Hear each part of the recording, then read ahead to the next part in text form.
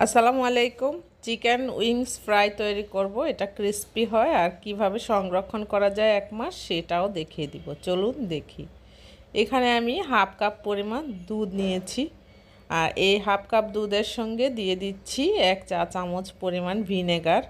তারপর খুব ভালোভাবে মিশিয়ে নিয়েছি। তো এটা বাটার মিল্ক তৈরি হয়ে গেল।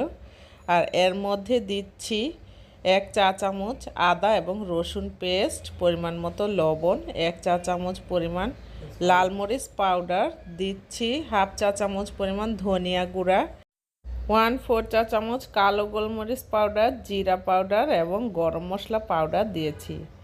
এখন দিয়ে দিচ্ছি 1 চা চামচ পরিমাণ টমেটো সস এবং 1 চা চামচ পরিমাণ সয়া সস। এবার সবগুলো উপকরণ খুব ভালোভাবে একটা হ্যান্ড উইক্সের সাহায্যে মিশিয়ে নিচ্ছি। এবার আগে থেকে ধুয়ে পরিষ্কার করে পানি ঝরিয়ে রাখা চিকেন উইংসগুলো দিয়ে দিচ্ছি।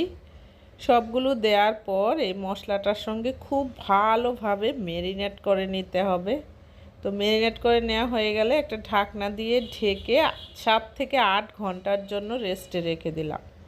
এবার শুকনো উপকরণ একটা বাটির মধ্যে নিয়ে নিচ্ছি 1 কাপ পরিমাণ ময়দা, সামান্য পরিমাণ লবণ, সামান্য কালো গোলমরিচ পাউডার আর লাল মরিচ পাউডার, একটু গরম মশলা পাউডার নিয়েছি।